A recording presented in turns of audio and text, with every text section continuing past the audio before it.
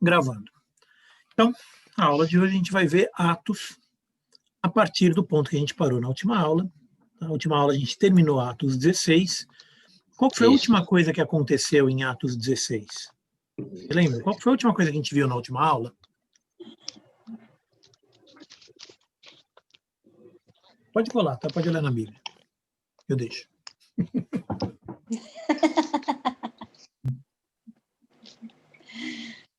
Que foi que ele saiu do cárcere, não foi? E depois ele foi para casa e o carcereiro e ganhou não só o carcereiro, mas a família toda do carcereiro para Jesus. Foi exatamente isso aí. Então, Atos 16, ele termina com a questão da prisão, né, de Paulo. E quem estava com ele na prisão? Silas. Exatamente. Então, aí ele conta a prisão de Paulo e Silas, né? E esse, eu até comentei na última aula, para mim é um dos grandes exemplos da Bíblia, né? Além de muitos outros, mas esse aqui ele está assim num top 10 assim dos maiores exemplos da Bíblia, porque ele mostra que mesmo nas piores situações, mesmo debaixo de sofrimento, mesmo debaixo de não saber o que vai acontecer amanhã, mesmo assim eles cantavam, eles adoravam a Deus. Mesmo sem saber o que ia acontecer, a reação deles não foi de desespero, não foi de dor, não foi de choro, né? Mesmo no meio daquela situação de prisão, e numa prisão daquela época, comparado com Carandiru, né? Comparado com aquela época, Carandiru era um palácio real. A prisão lá era de pedra no fundo de uma caverna, sem iluminação, sem comida, cheio de ratos, cheio de doenças. O negócio era sério. Né? E não tinha o Gilmar Mendes. E não tinha Gilmar Mendes para soltar, para você fugir para o Paraguai, não tinha nada disso. Lá o negócio era bem. Né? Lá precisou de um anjo do Senhor para soltar eles, porque senão não ia ter brincadeira ali, não. E mesmo assim eles estavam cantando e louvando. Né? Mesmo assim, aqui no 16:25 diz, perto da meia-noite, Paulo e Silas oravam e cantavam hinos a Deus. Lembrando que aqui eles já tinham apanhado, estava com dores no corpo inteiro, e estava com uma trave nas pernas. Eles estavam com um pedaço de pau, um pedaço de madeira, prendendo as pernas no lugar, ou seja, não podia nem levantar.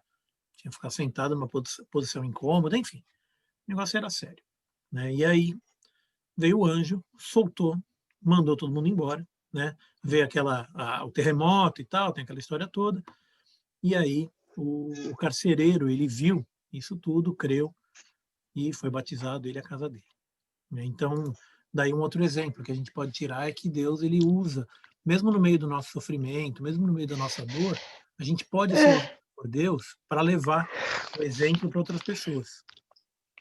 Então, outras pessoas elas veem que no meio do sofrimento a gente está louvando, está cantando, e fica com aquilo na cabeça, fala, mas como é que ele consegue? Está no meio daquela situação, como é que ele consegue ficar calmo? Como é que ela consegue cantar para Deus? Como é que consegue ir na igreja louvar? Né? Que absurdo, ir na igreja louvar. O cara que não é convertido, que não é cristão, não entende isso. Olha para isso e fala, é louco, é louca. Não dá para entender como é que você vai louvar e adorar. É por Deus mesmo, é pelo Espírito Santo que a gente faz essas coisas e ele usa, né? Ele usa isso como exemplo e, nesse caso, converteu um monte de gente. E só Deus sabe quanta gente depois disso, né? Porque certamente eles não ficaram quietos. Né? O próprio carcereiro deve ter falado para mais gente, que falou para outro, e a igreja só crescia. Mas, isso eles estavam em... Que cidade que eles estavam quando aconteceu o estudo? Uma cidade importante da Bíblia.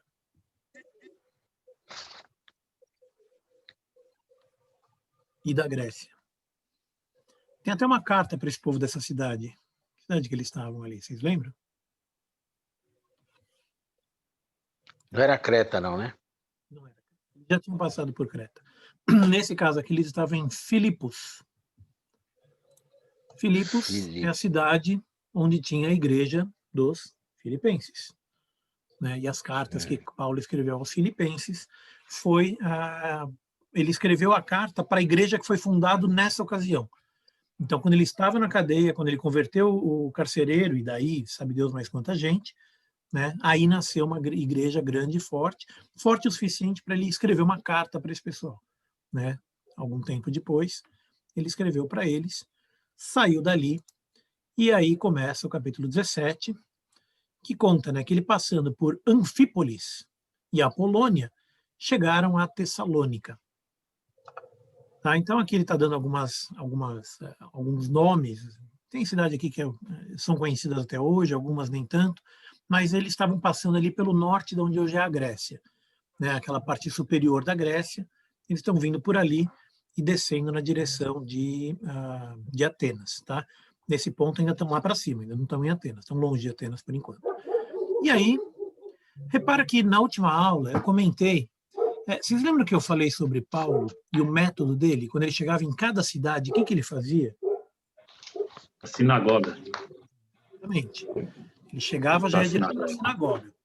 Teve algumas situações em que ele chegou e foi falar direto com os gentios, porque a sinagoga perseguiu. Né? Lá em Listra, lá em Derbe, ele foi perseguido pelo pessoal da sinagoga. Então ele não foi para a sinagoga, ele foi para a praça, ele foi para outros lugares.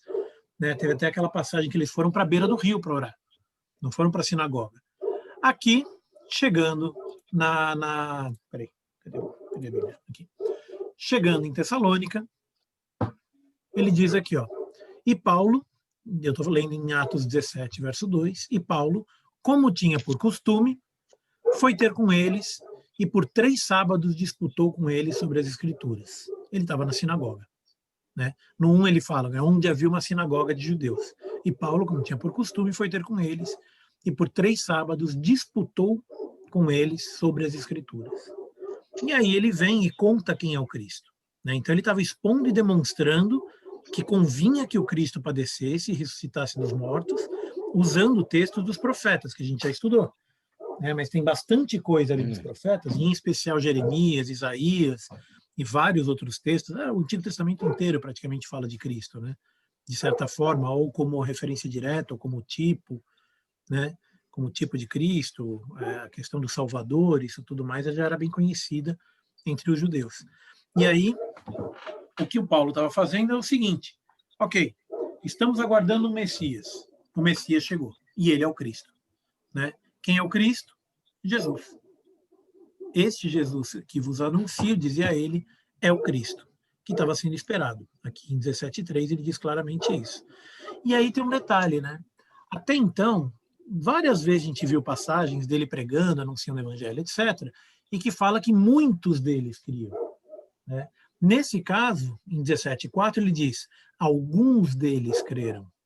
Então você já percebe uma redução aqui, porque aqui ele já está saindo do território, digamos, sob domínio judeu. Né? Nunca teve um domínio efetivo, mas, enfim, uma população judaica um pouco maior, né, nos territórios onde ele estava, antes de passar ali para a região da Grécia, você tinha mais judeus. Nesse caso, você tem mais gregos. Então, aqui ele diz que alguns deles creram e ajuntaram-se com Paulo e Silas. E também, aí sim, olha só o que diz 17:4, uma grande multidão de gregos religiosos e não poucas mulheres distintas. A expressão que eu já falei, né, que o Lucas gosta de usar, o não poucas, ele sempre usa isso aqui, né? Ficaram não poucos dias e não poucas mulheres distintas, ou seja, muitas mulheres distintas, e uma grande multidão de gregos. Então, alguns judeus e uma grande multidão. Então, aqui a igreja começa a crescer. Né? A igreja aos gentios, ela começa a expandir e uma grande multidão começa a se juntar, muito mais gentios do que judeus. E aí, no 5, ele fala, né? Mas os judeus desobedientes, movidos de inveja, né? E aí ele conta uma história de começar a perseguir Paulo, ou seja, todo lugar que Paulo passava, os judeus começavam a persegui-lo. Exatamente.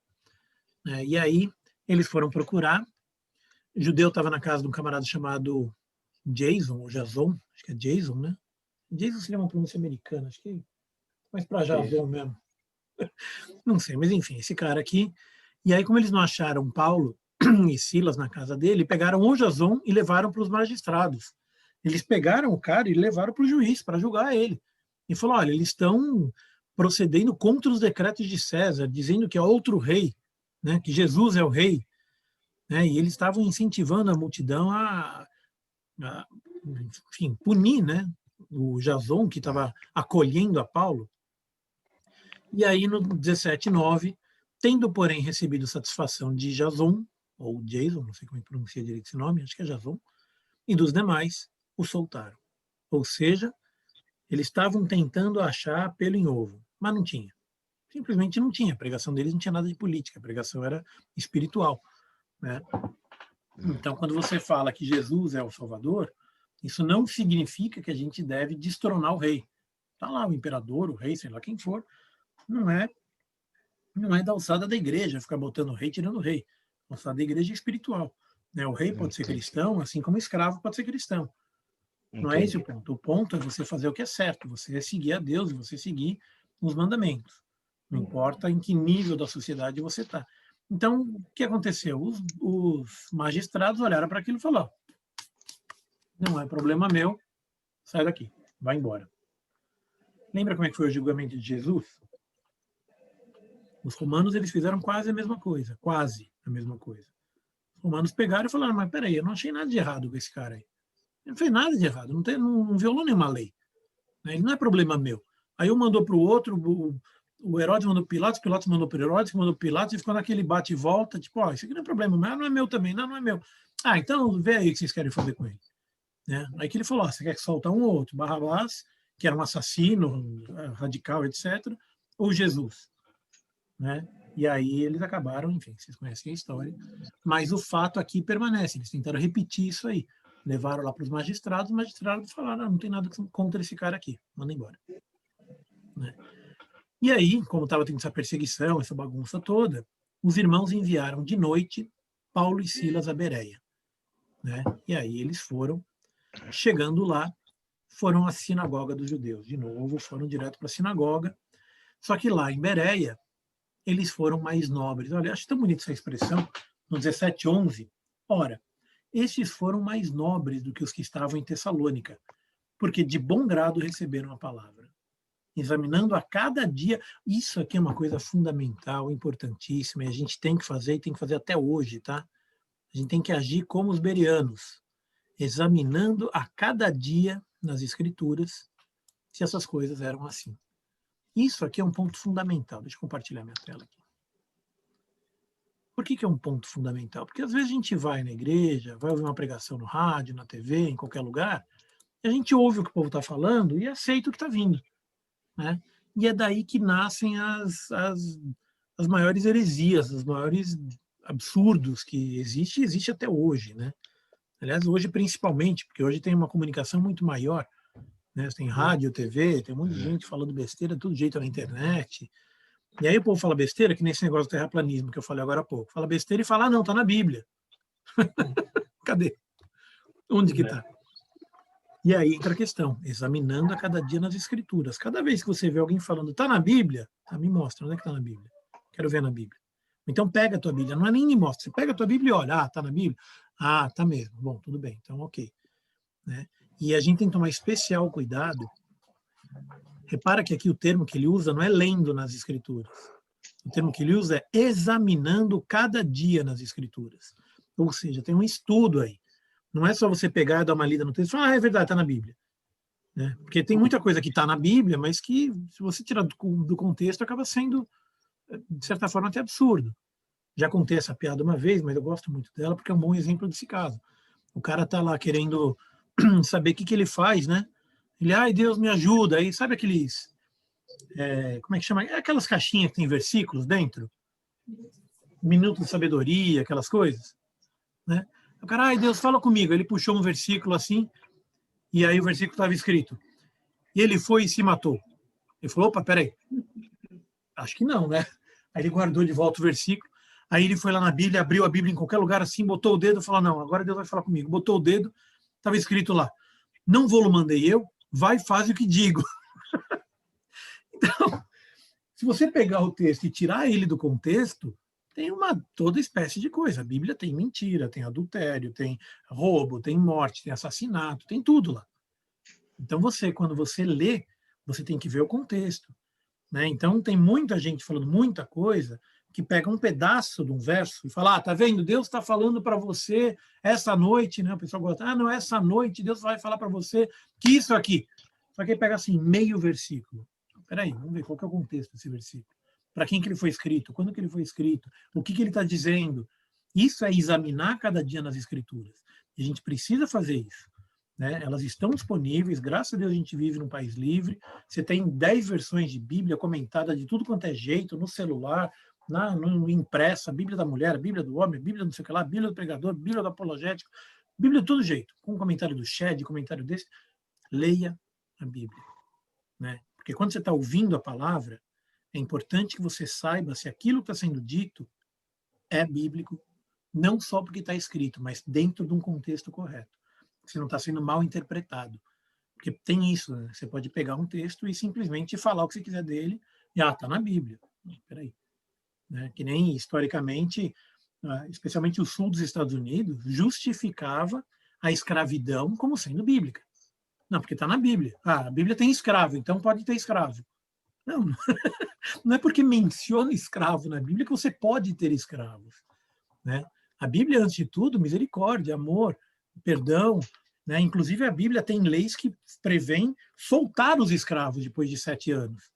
Você até poderia ter dentro daquele contexto, etc., não sei o quê, mas depois de 7 anos você tinha que soltar. Não era para ficar com ele por causa da vida. E não podia judiar, não podia maltratar, não podia punir, não podia açoitar, nada disso. Isso também está na Bíblia. Mas esse pedaço o pessoal preferia não ler. Né? Falar, não, isso aí não precisa. Vamos ler só a parte do tem escravo. Era escravo.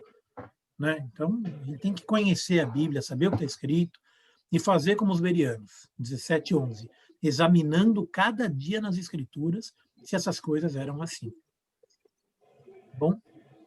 Bom, e aí de sorte que creram muitos deles e também mulheres gregas de classe nobre, de novo, aquela questão de Lucas enfatizando as mulheres. Né? Ele já falou das mulheres um pouco mais cedo, falou das mulheres aqui de novo, né? E aquela expressão clássica dele, e não poucos varões. Então, muita gente se converteu entre os gregos, porque, de novo, os judeus não estavam lá. Mas, nesse caso, foram melhores. Né? Os judeus aqui foram mais nobres do que os que estavam em Tessalônica. Bom, mas aí vem a confusão. Os judeus de Tessalônica souberam que eles estavam ali em Bereia, e foram lá buscar Paulo, foram lá perseguir a Paulo lá em Bereia. Então, assim que eles chegaram, aqui está dizendo, né, foram lá e excitaram as multidões. Né? Então, eles estavam juntando a galera para ir lá dar uma sova no Paulo, senão matar. No mesmo instante, os irmãos mandaram a Paulo que fosse até o mar, mas Silas e Timóteo ficaram ali. Então, foram correndo com Paulo, botaram ele num barco, botaram o barco para navegar e falou, vai embora. Vai embora. A gente vê aqui o que faz, não sei o quê, mas foge, vai embora. E Paulo foi embora. E no 17:15 diz, e os que o acompanhavam, e os que acompanhavam Paulo o levaram até Atenas. Então aí ele chega em uma que era uma das maiores cidades daquela época, né? Uma das maiores cidades do mundo naquela época. Uma das cidades mais importantes que tinha no planeta. Paulo chegou em Atenas por causa da perseguição. É mais ou menos hoje assim, você entrar num barco e descer em Nova York, é nesse nível. Né? Ou você pega um barco e desce em Paris. Então foi isso que aconteceu com Paulo. Ele pegou um barco e foi lá para Atenas, que era um monstro para os padrões da época, era uma cidade monumental, era uma cidade extraordinária. Naquela Seria época... essa Caia? Como? Seria essa Caia que ele marca aqui no mapa? Quando ele chega em Atenas? Eu estou com um mapa aqui, deixa eu mostrar aqui. Que ele sai aí de Bereia e desce, e pelo jeito aqui dá a entender que ele chegou em Acaia, que seria Acaia é uma região de Atenas aqui. Acaia é a região e Atenas é a cidade. Entendi. Como se fosse, sei lá, ele chegou em Minas Gerais, em Belo Horizonte. É o final de Acaia, na verdade, essa que está aqui em Atenas, né? Está aqui embaixo. Exatamente, é bem no finzinho dessa região de Acaia aí. É isso. E Acaia era uma das regiões da Macedônia. Então, a Macedônia era a grande região, onde hoje é a Grécia, né? E um pedaço da Turquia, tem um pedacinho aqui que é a Turquia hoje. Aí, dentro da Macedônia, você tinha Acaia, e dentro de Acaia, você tinha Atenas. Atenas, está aqui. Atenas era uma cidade que era a sede da idolatria no planeta. Basicamente, os atenienses, os gregos, eles tinham deuses para tudo. É o deus do sol, deus do mar, deus da pedra, deus da água, deus do raio, deus do trovão, até deus do amor, deus de todo jeito. Atenas, o nome Atenas, ela é uma homenagem a uma deusa. A deusa Atena, era o nome da deusa. Né? Então, Atenas era uma cidade que tinha um nome em homenagem a uma deusa.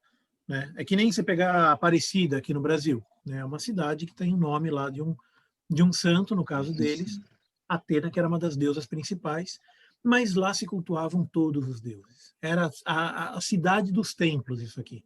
Né? Tem templo que foi erguido naquela época, tem templo que foi erguido 1.500 anos antes de Cristo e que até hoje está lá. Né? Então você tem lá o Panteão de Atenas, você tem o Templo de Mercúrio, o Templo de Marte, são vários templos que você for naquela cidade, você ainda encontra destroços, mas ainda estão lá. Né? As coisas foram criadas lá. E lá tem uma das passagens também, que eu acho que são muito marcantes no ministério de Paulo, que é lá em Atenas, que ele fala sobre o Deus desconhecido. A gente até... Deixa eu, antes de falar do Deus, falar do que aconteceu um pouquinho antes, né? Que ele chegou na sinagoga, lá no 17 e disputava na sinagoga com judeus e religiosos. E todos os dias na praça. Por que ele fazia isso? Lê para mim o que está escrito no 17:16. Enquanto eu tomo um golinho d'água. Está escrito lá em 17:16.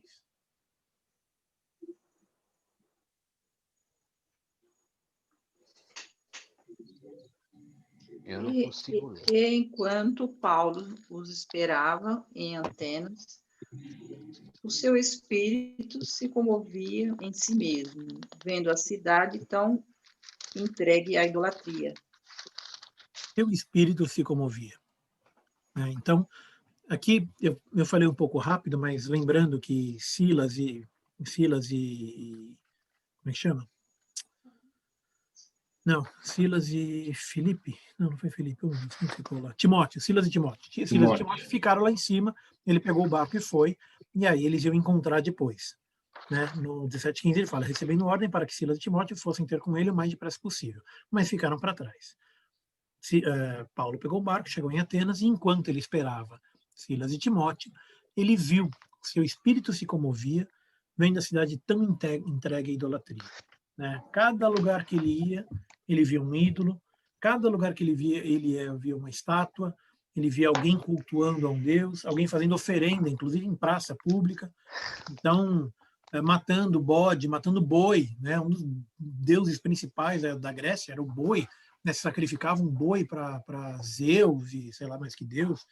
Então, e isso era feito na praça, isso era feito ali, em público, né? Não era dentro do templo fechado. Então, imagina como se hoje você estivesse andando pela rua e tem o pessoal matando galinha, tem o pessoal matando bode aqui no meio da Faria Lima, era mais ou menos assim. Né? Você está andando na rua e tem lá toda aquela adoração aos ídolos acontecendo em todo lugar. Todo lugar. Né? Eles eram muito. Cada grego tinha um deus e eles achavam que tudo na vida deles era regido por aquele deus específico. Então, você tinha uma idolatria muito grande na cidade. E aí, ele explicava, ele falava. E aí tem uma característica de Atenas também, que é o seguinte. Era uma cidade, até hoje é conhecida como a cidade dos filósofos. A filosofia humana, ela se desenvolveu de uma forma espetacular, e especialmente em Atenas. Então, se a gente pegar os grandes filósofos da humanidade, a maior parte deles ou nasceu em Atenas ou filosofou em Atenas. Né? Era ali, aquela região, era uma sede do conhecimento humano, era tudo ali que ficava. Então, quando ele chegou para pregar, está dizendo aqui no 17:18, alguns dos filósofos epicureus e estoicos contendiam com ele. Então, ele estava explicando sobre Deus. Aliás, aqui ele não estava nem falando sobre Jesus. Aqui ele está falando sobre Deus. Quem é Deus? Então, epicureus e estoicos, eles discutiam com ele. E aí, e não entendiam, né? Porque na cabeça deles, eles tinham 1000 deuses. De que Deus que você está falando, né? Aqui tá, no 18 ele fala, né? O que quer dizer esse paroleiro, né? Esse enrolador? O que ele está dizendo aí? Parece que é pregador de deuses estranhos. De novo, na cabeça do grego, você tinha mais de um Deus. E eles achavam que Paulo estava pregando sobre vários deuses. Porque ele falava de Deus Pai, falava sobre Jesus, e os gregos achavam que ele tinha mais de um Deus, né? Porque eles anunciavam Jesus e a ressurreição. E aí eles pegaram Paulo e levaram Paulo até o Areópago. Areópago. Esse Areópago, mal comparando, é como se eles tivessem pego Paulo e levado até Brasília, né? Vamos supor que ele já está em Brasília, pega o Paulo e leva até o Supremo Tribunal. Isso que é o Areópago. É o Supremo. Levou ele até a sede dos juízes mais dignatários, mais dignos, mais honrados que tinha ali na região, que é ali nesse Areópago. E nesse Areópago é onde eles julgavam as causas, né? Sejam grandes ou pequenas, e era conhecido na época como sendo o tribunal mais justo que existia.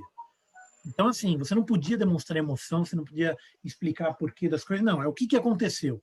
Você conta o que aconteceu, o outro conta o que aconteceu, os juízes decidem quem está certo, quem está errado, e a decisão é final. Não tem papo, não tem recorrer ao Supremo, não tem segunda instância, decidiu, está decidido, né? E era nesse lugar que eles levaram a Paulo e falou, bom, vem aqui, vamos ouvir, o que você tem para dizer? Né? E aí ele diz, poderemos nós saber que nova doutrina é essa de que falas? Então, olha só, isso aqui é uma outra característica do povo grego, porque primeiro eles quiseram entender. Eles eram um povo estudioso, eram um povo filósofo, eram um povo, especialmente em Atenas, eles tinham esse desejo de concentrar todo o conhecimento humano. Então, eles tinham estudos, eles tinham universidades, eles tinham bibliotecas, eles tinham tudo lá em Atenas. Eles concentravam todos os domínios dos gregos de centenas de anos antes disso, eles pegavam o conhecimento de cada cultura, de cada povo, e agruparam ali em Atenas, e o povo ele era muito curioso. Então, quando Paulo chegou pregando um Deus estranho, eles falaram, não, peraí, quem que é esse cara aí? Vem aqui, conta pra gente, quem que é? E botaram o Paulo ali no palco, acenderam as luzes, deram o microfone na mão dele e falou, fala. E aí Paulo falou, né? Só que olha só, curioso, eles põem, né? Poderemos nós saber que nova doutrina é essa de que falas? Eu estou lendo no 17 e 19, e no 20. Pois coisas estranhas nos trazes aos ouvidos. Queremos, pois, saber o que vem a ser isso. E aí ele explica, pois todos os atenienses e estrangeiros residentes de nenhuma outra coisa se ocupavam, senão de dizer e ouvir alguma novidade. Tudo fofoqueiro. Tudo fofoqueiro. Adoravam a novidade. Tem uma novidade? Tem. Conta para todo mundo aí, quero saber. Foca. E aí Paulo explicou, né? Aí vem a passagem do Deus desconhecido. Do 22 até o 34, ele vai contando, né? Quem é Deus? Quem é esse Deus? E olha só a sacada que ele deu. É extraordinário, né? Paulo, o Espírito Santo agindo na vida de Paulo era uma coisa extraordinária. Porque ele vira assim, né? Ele vira para os atenienses e fala, olha, varões atenienses, em tudo vos vejo um tanto supersticiosos. Tudo que eles faziam tinha alguma superstição. É para chover, é para parar de chover, é para plantar, é para colher. Sempre tinha algum evento religioso ali. E aí Paulo fala, né? Eu vejo que vocês são supersticiosos. Porque eu estava passando e vendo seus santuários, no plural, eram muitos, e achei também um altar em que estava escrito, ao Deus desconhecido. Aí o que o Paulo fez? É esse aí. Vou aproveitar. Deus desconhecido? Bora. Vou te ensinar quem que é o Deus desconhecido. Ele pegou um gancho que os gregos já tinham lá, tinha até uma estátua, um altar erguido para esse Deus. Obviamente não tinha uma estátua, porque eles não conheciam o Deus, mas tinha um altar, né? E aí Paulo começa a explicar quem que é Deus. Deus que fez o mundo e tudo que nele há. Nem tão pouco... Vocês estão vendo a minha tela? Está projetando aqui. Dá para ver? Então eu grifei alguns pontos mais importantes, né? Então é o Deus que fez o mundo e tudo que nele há. Ele não é servido por mãos de homens. Ele, de um só, fez toda a geração de homens para habitar sobre a face da terra, né, para que buscassem o Senhor. E ainda que não está longe de cada um de nós, né, para você poder buscar e encontrar, porque Ele é um Deus próximo, porque nele vivemos e nos movemos e existimos.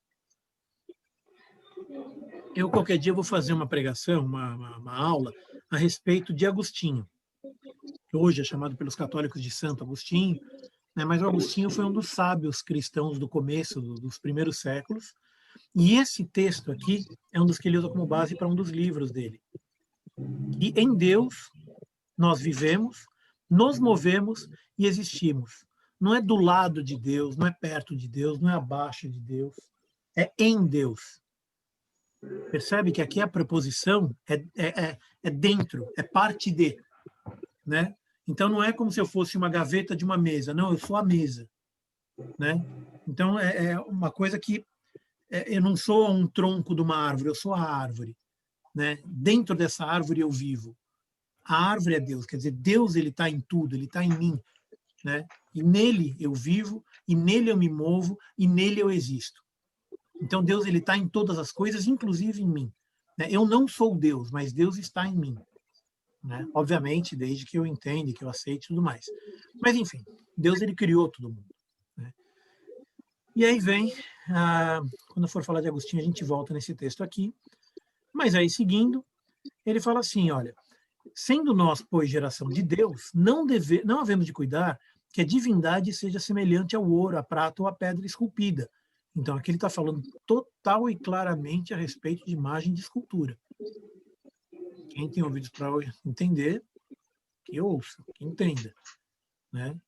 Eu não posso ter uma divindade que seja de ouro, prata ou pedra esculpida, por artifício ou imaginação dos homens.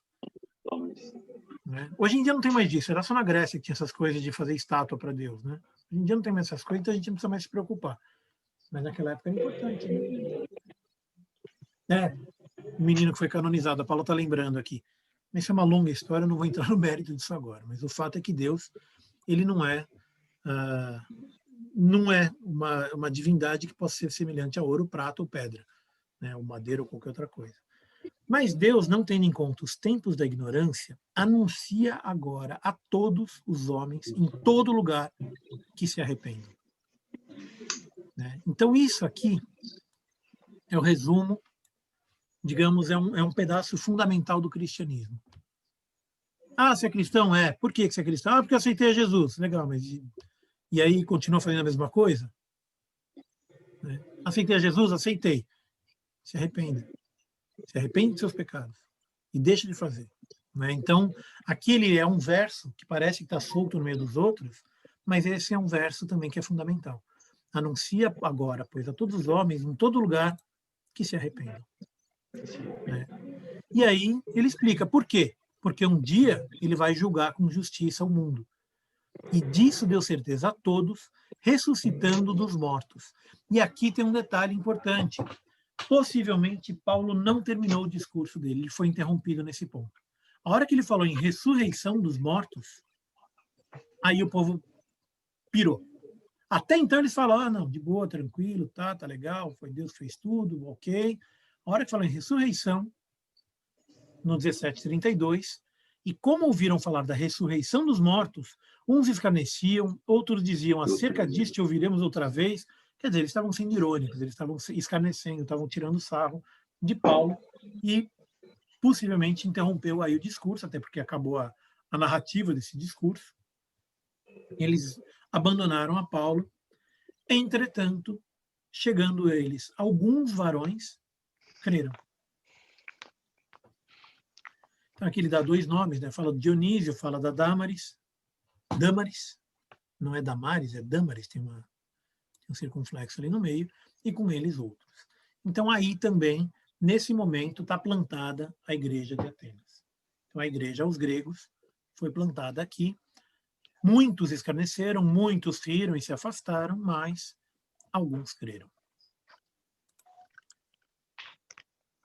Bom, então, plantou a igreja de Filipe, plantou de Filipos, plantou a igreja de Tessalônica, plantou a igreja de Atenas, e de Atenas chegou a Corinto. Alguém já ouviu falar desse lugar, não? Quem que vive lá em Corinto? Corintiano, né? Essa é clássica, né? Quem vive lá em Corinto? Os corintianos. Certo. A gente fala brincando, mas o nome Corinthians vem daí mesmo. O nome do time vem dessa cidade, vem dos Corinthians. Tá vendo? Né? E Corinthians vem da carta aos Corintos. Só que está em inglês. Em vez de falar Corinthos, eles falam Corinthians. Esse Corinthians Isso. é em inglês. É só isso. Do resto, a gente está falando do mesmo povo. Né? E aí, só para concluir a piada, quem que ensinou aos corintianos? O São Paulo. Paulo. Ué, tá aqui, ó. São Paulo ensinou aos corintianos. Paulo. Isso, viu?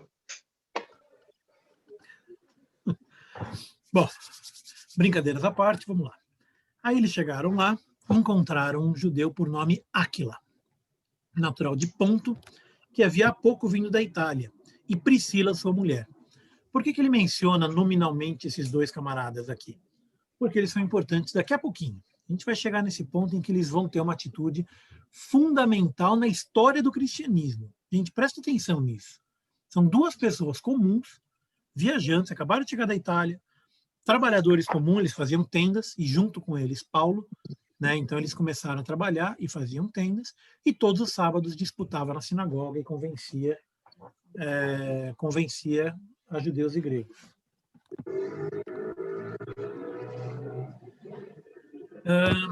Bom, e aí chega Silas e Timóteo. Então ele já não está mais em Atenas, ele está em Corinto.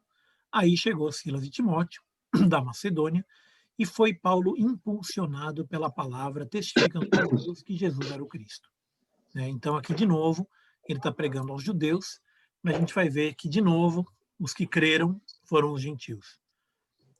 Por quê? O que aconteceu com os judeus? Em 18:6 ele está dizendo lá, o que aconteceu? Os judeus aceitaram de boa o que Paulo estava falando?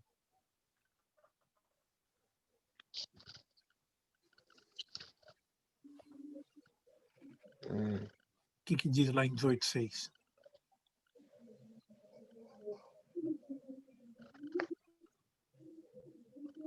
Blasfemava e sacudia as vestes.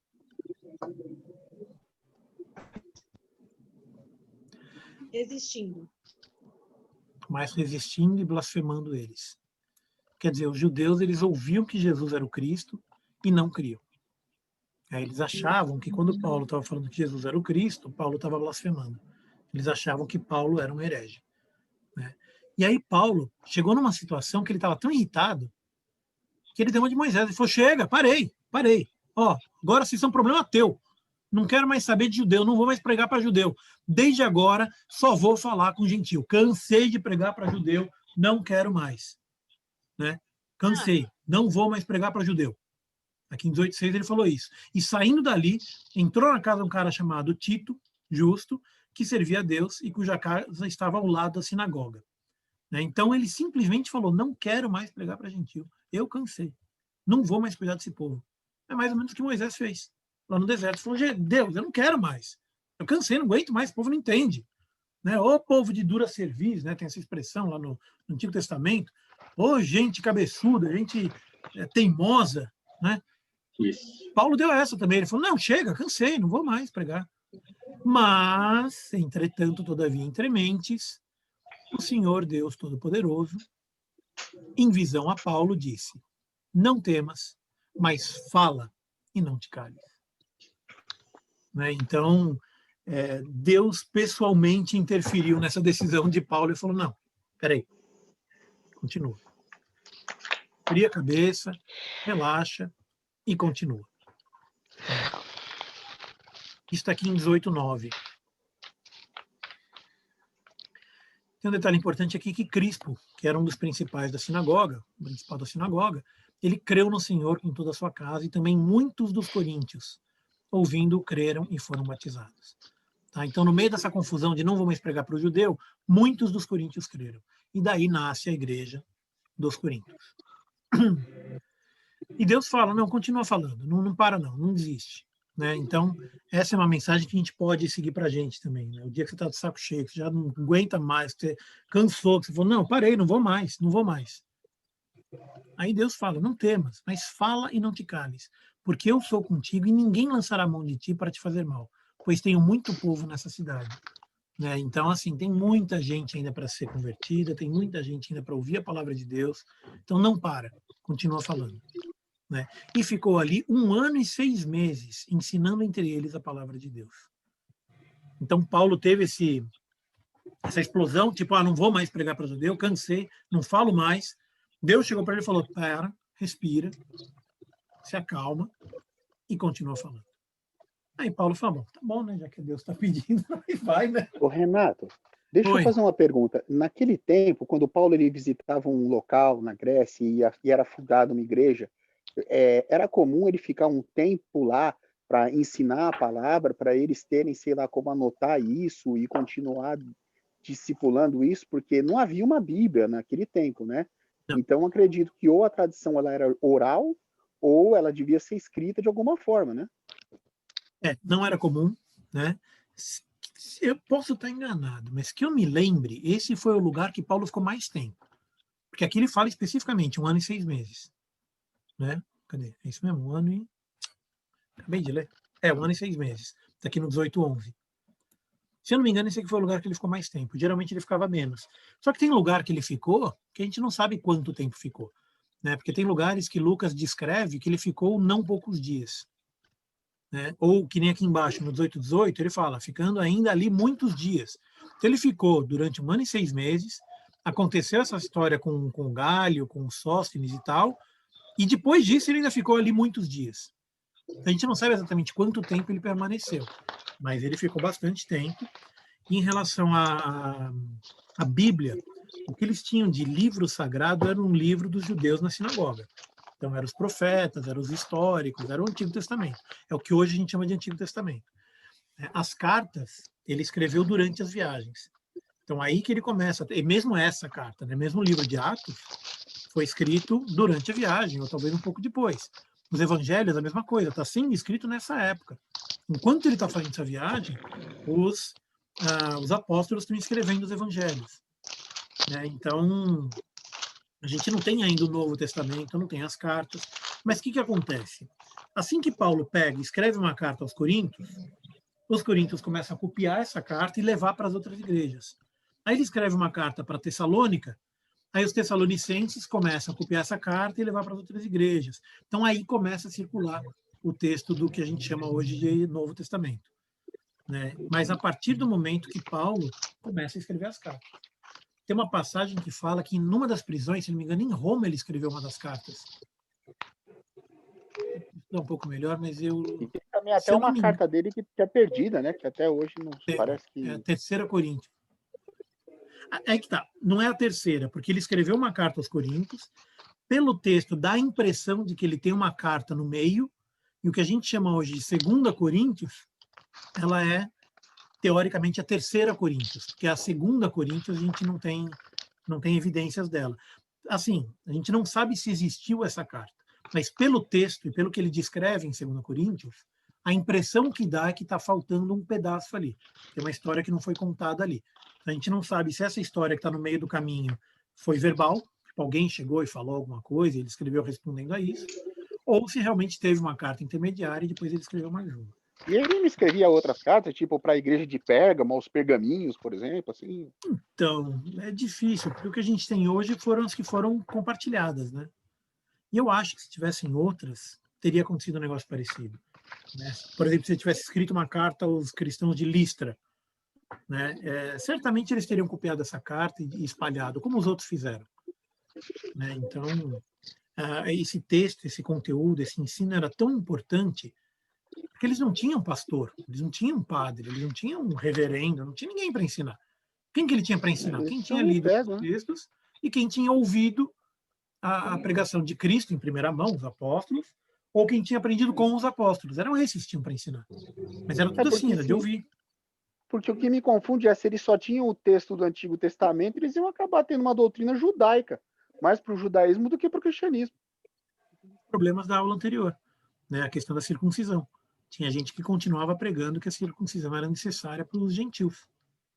Exatamente por isso. Porque o povo pegava o livro do Antigo Testamento e falava, está aqui escrito que precisa circuncidar, então circuncida aí. Então teve uma discussão, teve uma polêmica e tal. Aí começaram os escritos, né?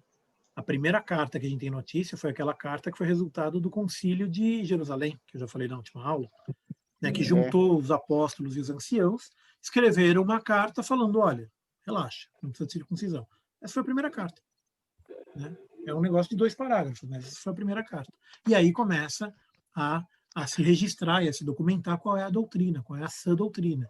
Porque começa a ter muita polêmica. A gente vai ver aqui em Atos um pouquinho mais para frente, que começa a ter briga. Começa a ter gente falando de um jeito, gente falando de outro, aí começa um falando que precisa circuncidar, outro falando que não. E aí você tem uma briga, né, que uns eram de Apolo e outros eram de Paulo, né, não era... Se não me engano, foi Apolo e Paulo, não foi? Que deu uma discussão ali? A gente vai ver agora nos próximos capítulos essa discussão. Mas era uma discussão de doutrina, não era uma discussão teológica. Eles estavam discutindo ali qual que era essa doutrina, o que significava aquilo tudo. Oi. Aqui no mapa da viagem de Paulo, em Coríntio, tem uma outra, talvez uma região, uma cidade, junto dele, que eu não sei se tem a ver alguma coisa, não dá para ler, aqui eu não consigo ler por causa da vista, Senorreia, uma coisa assim. Tem alguma essa cidade? Não lembro desse nome, eu não sei se tem, não, mas eu acho que não está na Bíblia isso aí, não. É que assim, quando eles pregavam numa cidade, geralmente essa pregação ela espalhava, né? Então é comum que o que foi pregado em Atenas espalhou para a região de Atenas. O que foi pregado em Corinto espalhou para a região de Corinto.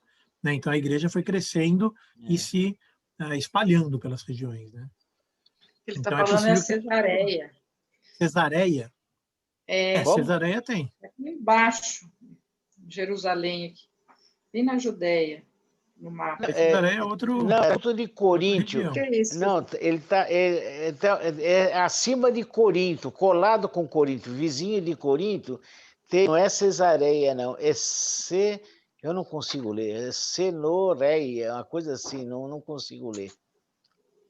Por isso que eu estou vendo assim, aqui. Sencreia. Quando a gente fala em Corinto, a gente está falando em Corinto e região, tá? Então, o pessoal daquela região lá. Então tá tudo bem. Ouvido. Não, que como tem aqui no mapa, eu perguntei se tinha alguma relação, alguma coisa, deles terem feito alguma coisa nessa cidade, nessa região, vamos dizer assim. Eu não sei qual mapa que você está vendo, mas no meu ele nem menciona essa cidade. Ele só fala Atenas, Corinto e pronto. É aqui, de Paulo, tá vendo? Que eu tenho aqui. A Bíblia. Mas tudo bem. Não, aqui no deve ter sido tirado de algum livro, né? Está aqui. Não sei se dá para você ver aqui a coisa. Dá para ver um pedaço, não dá Eu para ler. Eu acompanho por aqui.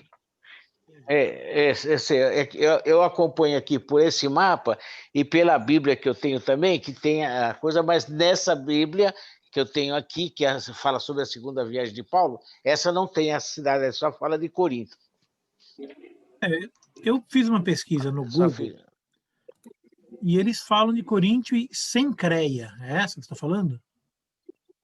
É essa mesmo. Sencreia, isso. Um pouquinho para baixo. É que eu não consigo. Um pouquinho abaixo de Corinto. Acho que é Sencreia mesmo. É que não consigo ler, né? Mas deve ser isso, Sencreia, então. É isso mesmo. Eu lembro dessa cidade. Pode ser que ele tenha passado por lá, mas esse pedaço que eu preparei para hoje não fala dela. Eu não percebi falando dela. Mas, enfim, eu só queria saber se tinha alguma relação. É como você disse, faz parte da região de Corinto, pronto. Ele deve ter passado por ali para chegar até voltar para casa. Bom, e aí tem de novo uma questão aqui, quando ele está Cadê? Quando ele está aqui em Corinto, né, que Gálio, o procônsul de Acaia, os judeus tentaram de novo levar Paulo para ser julgado. Né? E aí levaram Paulo para lá, e Paulo queria falar, mas o Gálio falou, não, peraí, se tivesse judeus algum agravo ou crime, aí com razão você poderia trazer ele para mim. Mas se a questão é de palavra, de nome, de lei, a tua lei, não é problema meu, sai daqui todo mundo, né? Vaza. E aí é uma coisa curiosa, porque todos agarraram a Sóstenes, o principal da sinagoga. Esse Sóstenes possivelmente é o cara que tentou prender a Paulo e julgar a Paulo. E como os gregos eles viram que estava causando problema, ele gerou uma grande confusão para tentar levar Paulo para lá e tal, aí no final das contas ele acabou sendo punido. né? Então, você vê a proteção que Deus tem para a gente, né? Que eles foram mexer com um cara que era protegido por Deus, e esse camarada, ele acabou sendo punido exatamente por esse motivo, né? Sóstenes, principal da sinagoga, e o feriram diante do tribunal. Porém, a Galho nada dessas coisas incomodava. Ou seja, Galho lavou a mão, falou: não é problema meu, vaza, sai daqui. A lei é tua. Esse Gaio aí não é aquele que Paulo até escreve ao amado discípulo Gaio, uma coisa assim, que ele começa até um livro, se não me engano, escrevendo uma carta a Gaio, não escreve? Tem uma parte na Bíblia, eu tenho quase certeza disso. Eu acho que não é o mesmo, porque esse Galho aqui era um grego, e ele não estava muito preocupado com cristianismo, nem com judaísmo, nem nada disso. Né? Deve ser algum outro Galho. O Sóstenes que fala aí, aquele mesmo que ele fala, eu acho que é em Coríntios, 1 Coríntios, que aceitou a Jesus? Sim, aí sim. Porque lá em Coríntios ele estava escrevendo uma carta para essa igreja que acabou de ser fundada. Então ele está falando com essas pessoas que ele menciona aqui em Atos. Né? Lucas ele conta a história e depois Paulo escreve uma carta para esse povo. Então aí sim. Ó, eu achei o Sencreia, tem aqui no Atos 18:18. Aqui ele menciona. Tá vendo? Mas Então, foi só uma passagem. Porque aqui ele fala, ó. E Paulo, ficando ainda ali muitos dias, despediu-se dos irmãos e dali navegou para a Síria, e com ele Priscila e Áquila, tendo raspado a cabeça em Sencreia, porque tinha voto. Então, assim, é só um comentário que fala sobre Sencreia, e foi lá que Áquila raspou a cabeça, porque ele tinha um voto. Tá? E aí você vai me perguntar, que é de voto que é esse? Por que ele raspou a cabeça? O que aconteceu? Não sei. Não sei, não tem outra referência a isso, ninguém explica por quê, de onde veio, para onde foi, né? Mas a Bíblia fala bastante sobre votos, Moisés fala bastante sobre votos, e nessa época já não tinha mais os votos, né? Você não tinha mais essa questão dos votos dentro do cristianismo, do judaísmo. Mas o Áquila, ele estava, digamos, se libertando de alguma coisa que ele cria na Itália ou na Grécia, então acho que ele decidiu raspar a cabeça como um símbolo de vida nova. Né? Eu vou me libertar de alguma coisa que ele tinha com algum deus antigo e raspou a cabeça. É possível, tá? Isso é não é uma interpretação, é só uma ideia que eu li nos comentaristas, que ele fala o seguinte: possivelmente ele tinha uma promessa para algum deus em que ele deixava o cabelo comprido, como Sansão fez, por exemplo. Né? Que Sansão deixava o cabelo crescer. Ele era um nazireu. Nesse caso, ele não era nazireu porque ele não era nem judeu. Mas, possivelmente, seguindo esse mesmo costume, ele deve ter deixado o cabelo crescer em homenagem a algum deus. Passando pela Sencreia, ele cortou o cabelo. Né? Falou, não, peraí, vida nova, raspa. Bom, então... Entendi. Aí ele saiu, foi para Éfeso. Aqui ele não explica muita coisa, de uma viagem, né? Ele deu uma volta. Mas é uma viagem distante. E a pé, viu? Não tinha carro, não tinha cavalo, não tinha avião, não tinha nada, não tinha trem, andando. Em Éfeso, é curioso que o livro de Atos ele fala muito pouco do que aconteceu em Éfeso, ainda que a carta de Efésios é uma das mais legais, né? Mas aqui ele só fala assim, ó, chegou a Éfeso e os deixou ali. Mas ele, entrando na sinagoga, disputava com os judeus, né? De novo na sinagoga, de novo com os judeus. E aí pediram para ele ficar um pouco mais de tempo e ele não ficou. Antes se despediu, dizendo, querendo Deus, outra vez voltarei. E partiu de Éfeso, foi embora. Então, foi só uma passagem rápida. Priscila e Áquila ficaram lá. E por que isso é importante? Pelo finalzinho da nossa aula de hoje. Dá uma olhada só. 18:24. Espera aí só um instante.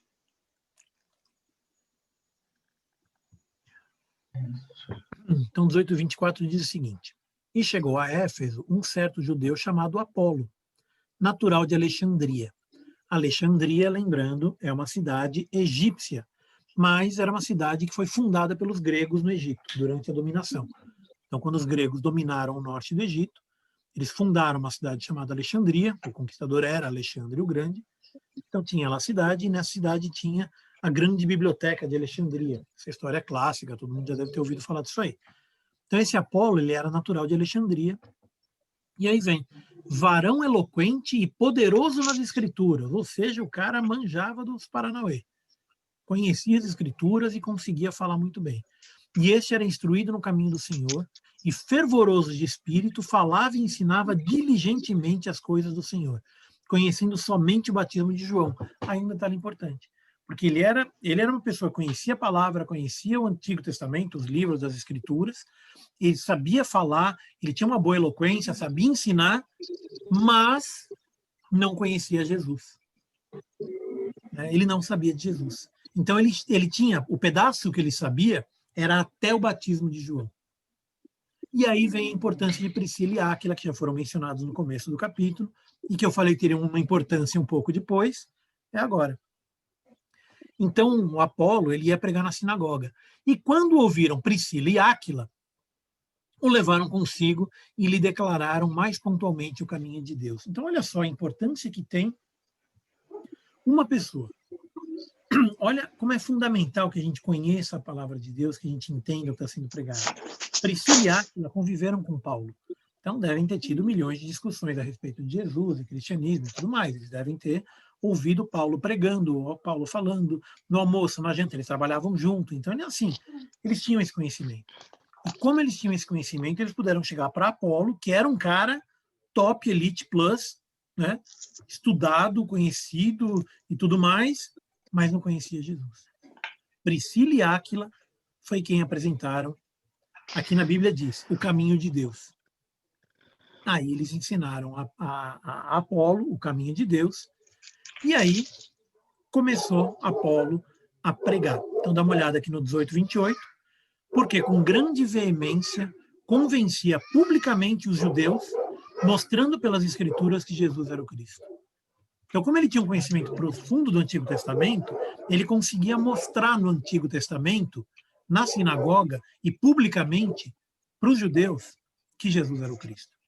Então, assim, ele também foi uma pessoa fundamental na história da formação da igreja, que assim como Paulo pregava em todas as regiões, escreveu textos, etc., Apolo, ele tinha essa eloquência, e ele, Paulo fundou, mas Apolo fez crescer a igreja em Éfeso. Então, gente, só para a gente encerrar a aula de hoje, a gente vai parar por aqui, mas eu queria que vocês guardassem algumas coisas. Então, primeiro, a importância de você conhecer as Escrituras. Então, a gente vê essa importância na vida de Paulo, na vida de Timóteo, na vida de Silas, na vida de Priscila e Áquila e também na vida de Apolo. Porque eles conheciam as Escrituras, eles conseguiam convencer aos judeus e aos gentios. Então, é importante que a gente conheça as Escrituras, porque quando a gente for falar, quando a gente for evangelizar, quando eu for falar para o meu vizinho, para o meu parente, para minha mãe, meu pai, meu filho, para quem for, eu vou saber o que falar. Se eu conhecer a Escritura, eu vou saber o que falar. O Espírito Santo, ele vai me lembrar o que eu tenho que dizer. Mas para eu lembrar, eu tenho que conhecer. Então, reforço, esse estudo que a gente faz na terça-feira, ele é um apoio, mas ele é só um apoio, ele não é tudo. É preciso que você pegue, leia a Bíblia, entenda a Bíblia, e use essa aula de terça-feira ou de domingo para tirar dúvida, para perguntar, para sugerir algum tema, para discutir os temas bíblicos, mas uma vez por semana não é o suficiente para a gente conhecer o que está escrito lá, para a gente entender Deus, para a gente ter um relacionamento real, com Deus. Para eu saber o que está escrito na Bíblia, eu preciso ler o que está escrito. Então, essa é uma lição que a gente tira hoje. Outra lição é que está aqui resumido em 18:9, não temas, mas fala e não te cales. Então, em 18:9, fala e não te cales. E aí eu faço das palavras de Paulo as minhas palavras. Fala e não te cales. O mundo precisa conhecer a Jesus. O teu vizinho precisa, o teu parente precisa. Aquele camarada do trabalho precisa conhecer Jesus. O mundo precisa conhecer Jesus. Então a gente tem que falar. A oportunidade que a gente tiver, tem que falar. Paulo pegou uma oportunidade. Ele pegou Deus desconhecido. Ele viu que tinha um Deus lá que ninguém conhecia. Ele falou, esse aí. Esse aí que eu prego. Então, cada vez que você estiver num diálogo, numa conversa, que se tiver uma oportunidade, mostra Jesus. Fala sobre Jesus. E mais importante, vive Jesus. Porque quando você viver Jesus, as pessoas vão olhar para você e vão falar, isso quer ser cristão? Legal, gostei. O problema é quando a pessoa olha e fala, isso quer ser cristão? Eu não, Deus me livre. Isso a gente não pode fazer, a gente tem que viver o cristianismo de forma que as pessoas olhem e falem, eu também quero isso aí, eu quero isso para mim. É que é tão desafiador, né? Porque a impressão que a gente tem hoje é assim, que você tem 200 tipos diferentes de Cristo. A impressão parece que você tem uma loja de vários Cristos, desculpa dizer. A impressão que... Qual é o Cristo que você quer? É o Cristo surfista? É o Cristo liberal? É o Cristo tradicional?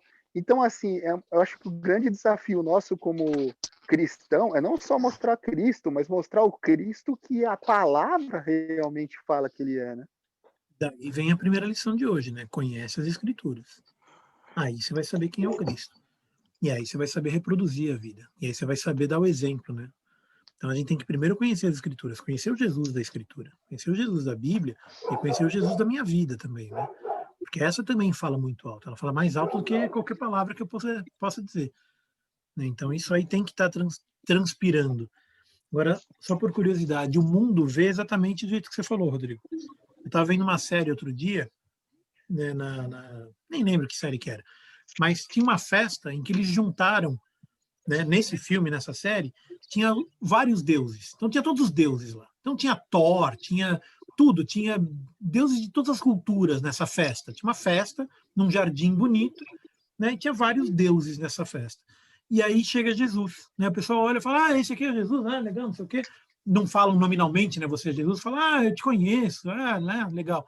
Daí a pouco chega outro, e outro, e outro, e outro. Aí dá uma volta, assim, dá uma afastada na câmera, tem 20 Jesus na festa. Um é negro, outro é latino, outro é chinês, o outro tem uma auréola, o outro tem um triângulo na cabeça. Tem 20 Jesus. Então é o que você falou, né? O mundo, ele está literalmente perdido. E eles brincam com isso, porque os cristãos também estão, né? Nós temos essa dificuldade de explicar quem é o Cristo. Nós, que eu digo, é a igreja cristã no mundo tem essa dificuldade. Então, se a gente não se baseia no que está escrito na Bíblia, nas Escrituras, você vai apresentar um Jesus que não é o Jesus. Você vai apresentar o verdadeiro Cristo. Se você não conhecer o que está escrito, você nunca vai conhecer quem é o verdadeiro. Portanto, você não vai poder apresentar o verdadeiro. Né? Se você ouve só quem é o Jesus a partir da interpretação de alguém, é esse que você vai querer mostrar para os outros. Ele falou que Jesus é negro. Ele falou que Jesus é mulher. Ele falou que Jesus... Sabe? Conhece a Escritura, lê o que está escrito. Né? Tem uma igreja aqui no Brasil que a pastora é homossexual e ela prega que Jesus era homossexual e que o relacionamento dele com os apóstolos era um relacionamento homossexual. Isso é uma igreja aqui no Brasil. Então, assim, se você não conhecer o que está escrito, se você não conhecer as Escrituras e ouvir só o que os outros estão dizendo, vai vir as maiores barbaridades. Você vai ouvir as maiores... Que nem aquela igreja acho que na Bolívia, que diz que o 666 é o número sagrado e que as pessoas estão tatuando na testa, na mão lá, dizendo que é. Mas então, assim, é o que você falou. O nosso desafio hoje é... Exato. E é engraçado que eu não vejo isso com outras crenças, eu vejo isso com o cristianismo acontecer. Eu vejo isso como muita estratégia, sei lá, demoníaca, para impedir que a palavra de Deus vá para frente da maneira correta. Não vejo outra explicação. E o diabo ele não aparece com um chifre e rabinho. Ele não aparece vermelho com fogo e fedendo enxofre. Ele aparece de terno, gravata, fedendo a sabonete, cheirando a perfume. Né? E ele pega a palavra de Deus, ele usa a Bíblia, e pega a Bíblia e distorce um detalhe. Ele muda uma vírgula, ele muda um detalhe, ele muda uma interpretação, ele tira um texto do contexto. E é aí que as pessoas caem, é aí que as pessoas se enganam. Né? A palavra de Deus ela prevê isso também. Jesus ele próprio previu isso. Falou que no final muitos iriam ser enganados, inclusive alguns dos fiéis iam ser enganados. A gente tem que ficar atento para não ser enganado. A gente tem que ficar atento nos sinais, a gente tem que ficar atento no que acontece para que eu não caia. E qual que é a única forma de eu não cair? Obviamente a fé. Mas você acha que esse cara que tatua 666 na testa não tem fé? Ele tem fé, só que ele tem fé na coisa errada. Como é que a gente sabe qual é a coisa certa? A palavra de Deus. É conhecer a Bíblia, conhecer as Escrituras. É ali que a gente sabe o que é e o que não é. Então quem tatua 666 é porque não leu o Apocalipse. Não é tão difícil, é só ler o Apocalipse, está escrito. Então, tem muita coisa hoje em dia que a gente ouve, muita barbaridade que ouve, porque é por isso, o povo não conhece. Renato. Oi. Renato, na próxima aula, continua, então, a segunda viagem?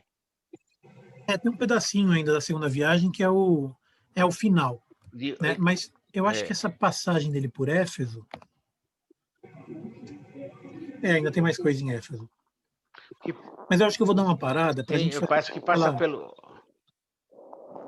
Não, vamos fazer aquela quebrada. Vamos dar uma parada, estudar um outro tema, falar sobre um outro assunto. Aí depois, na outra, a gente volta na viagem de Paulo. Volta. Tá bom, então, na segunda.